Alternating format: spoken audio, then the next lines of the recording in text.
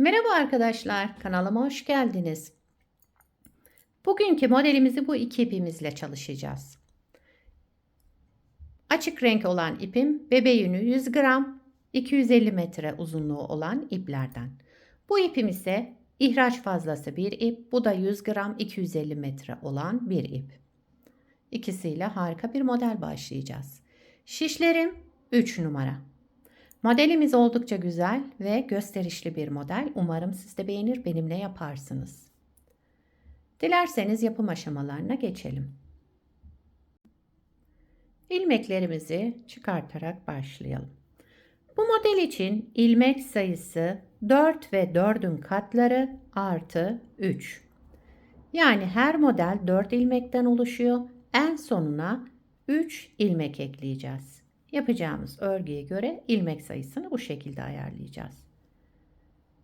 Şöyle ilmeklerimi tamamlayıp birkaç sıra haroşa lastik öreceğim. Haroşa lastiklerimi ben düz örerek yapıyorum.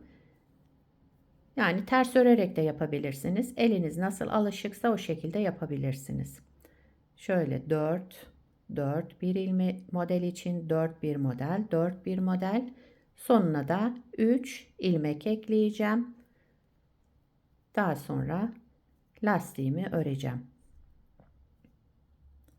Şu anda şişimde 19 ilmeğim var. 19 ilmekle lastiğimi örmeye başlıyorum. Kenar ilmeğimi ilk sıra olduğu için düz olarak ördüm. Birkaç sıra böyle düz örerek birkaç diş haroşa lastiğimiz oluşacak. Ondan sonra modeli beraber kuralım. Lastiğimi hazırladım bu şekilde.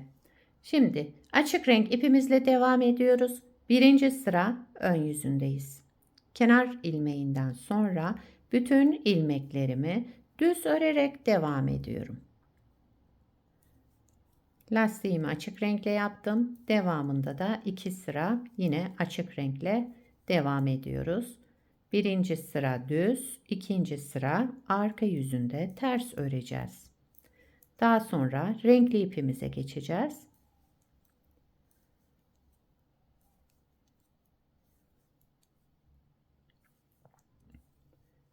Kenar ilmeğimi de düz olarak ördüm. Sıramı tamamladım. İkinci sıra arka yüzündeyim. Kenar ilmeğimi örmeden aldım. Daha sonra bütün ilmeklerimi ters örüyorum.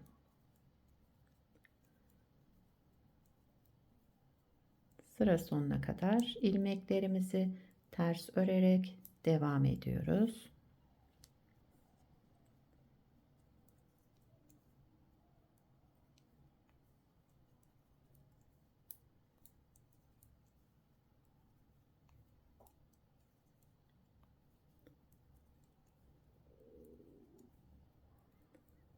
Kenar ilmeğimi örmeden alıyorum çünkü renk değiştireceğim.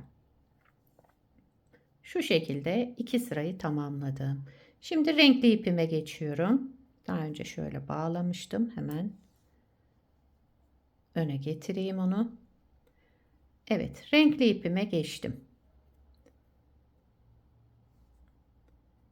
Üçüncü sıra ön yüzünde renkli ipimize geçiş yaptık. Kenar ilmeğimi renk değiştirdiğim için ördüm. Daha sonra bütün ilmeklerimi düz olarak örüyorum. 2 sırada bu ipimizle yapacağız. Tekrar açık renk ipimize geçeceğiz.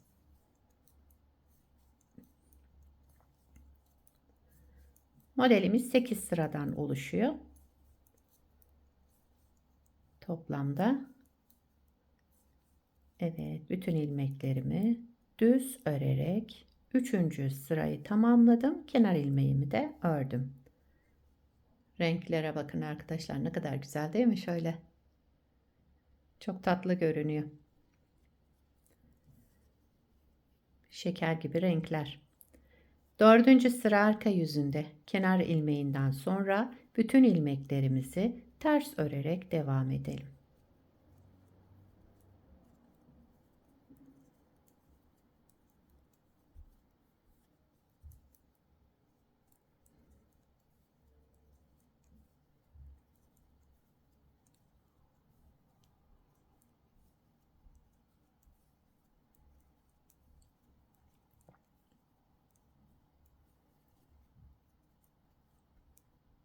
Evet.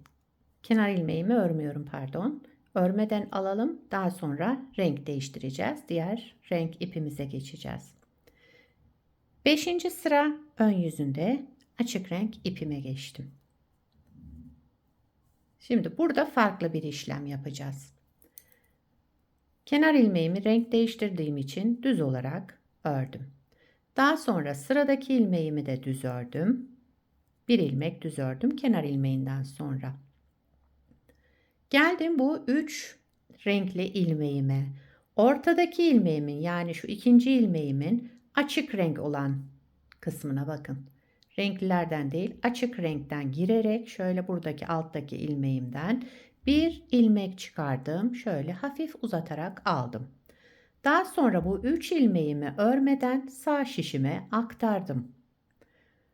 Bu alttan çıkarttığım ilmeği de üzerinden geçirdim bu 3 ilmeğin ve bıraktım.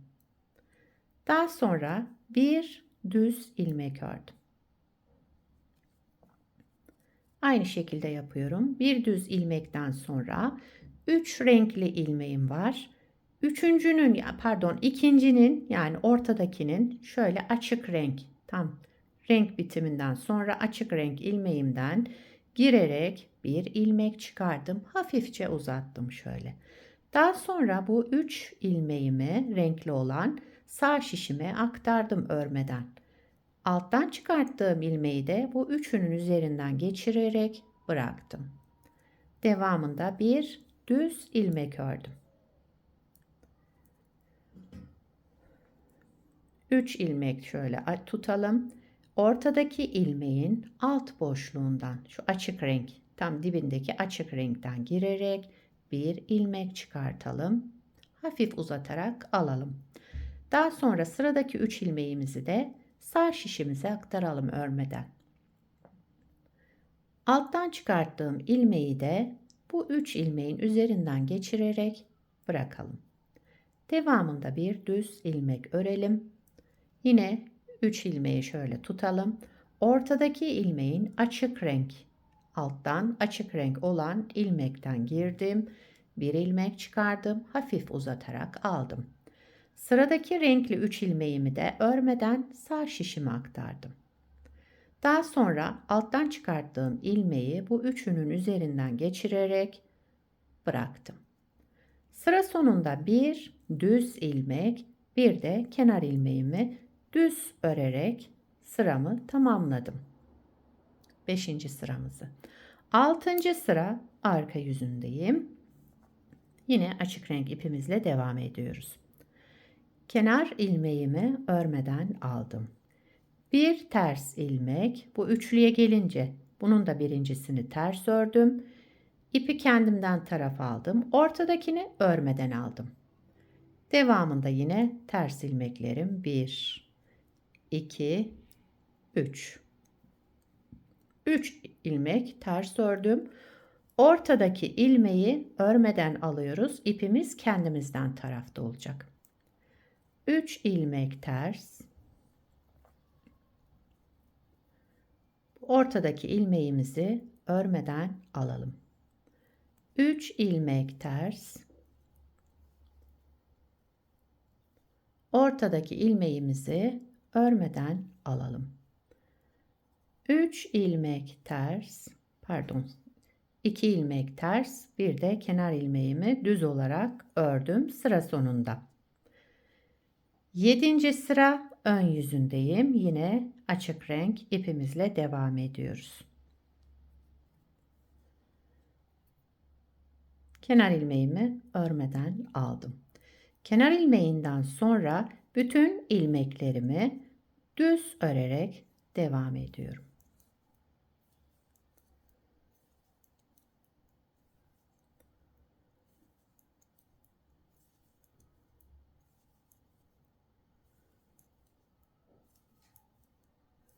Yedinci sıra ön yüzünde ilmeklerimizin tamamını düz örerek devam edelim. Evet, sıramı tamamladım. 8. sıra arka yüzündeyim. Yine açık renk ipimizle Kenar ilmeğini örmeden aldım. Bütün ilmeklerimi ters örerek devam ediyorum. Renkli ipimizle sadece 2 sıra kullandık. Diğer 6 sırayı da açık renk ipimizle çalıştık. Lastiğimizi de yine açık renkle yaptık. Böyle batik ip kullanmak zorunda değilsiniz arkadaşlar. Evde kalan iplerinizin hepsini değerlendirebilirsiniz. Zemini açık renk tutarsınız. Daha gösterişli oluyor çünkü. Diğer şu batik kullandığım kısmı da istediğiniz renkten yapabilirsiniz. Evet, modelimiz böyle arkadaşlar. Model böyle devam ediyor. Modeli bir kez kurduk 8 sıradan. Şimdi bu 8 sıranın tekrarı olacak. Bir dahaki model kurulumunda burada yaptığımız 2 sıra ön yüzünde düz, arka yüzünde ters örülecek açık renkli. Pardon. Daha sonra renkli iple 2 sıra, daha sonra şu 5. sırada yaptığımız alttan ilmek çıkartma işlemi. 6. sırada şu renkli ilmeklerin ortadakini örmeden alıyoruz. Diğer 3 ilmeklerimizi ters örüyoruz açık rengimizle. Model böyle devam ediyor. Gördüğünüz gibi gayet kolay ve zevkli, çabuk ilerleyen bir model. Benim çok hoşuma gitti. İnşallah siz de beğenirsiniz. Bir de şöyle bir parça yaptım. Bakın bunu haroşa lastik üzerine başladık. Burada da hazır lastik uyguladım. Bir ters bir düz. Yani bunda da bir ters bir düz ama arka yüzünde 2 ilmek de örülüyor. Ön yüzünde düz olan ilmekleri örmüyoruz. İsteyen olursa videosu var, linkini bırakabilirim. Evet, modelimiz böyle devam ediyor. Bakın şöyle nasıl güzel bir görüntüsü oldu. Modelin arka yüzü de bu şekilde.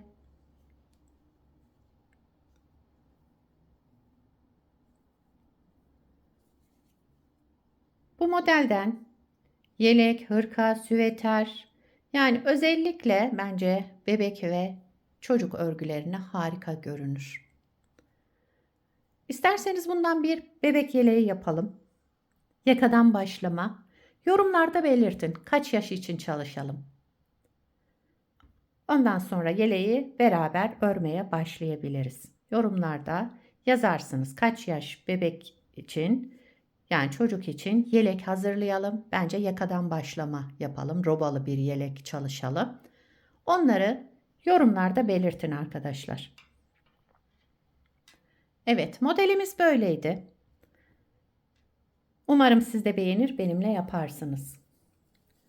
Beni buraya kadar izlediyseniz bir beğeni yapmayı, yorum yapmayı, beni desteklemeyi unutmayın. Şimdiden hepinize teşekkürler. Yapacak olanlara kolay gelsin. Bir sonraki videoda görüşmek üzere. Hoşça kalın.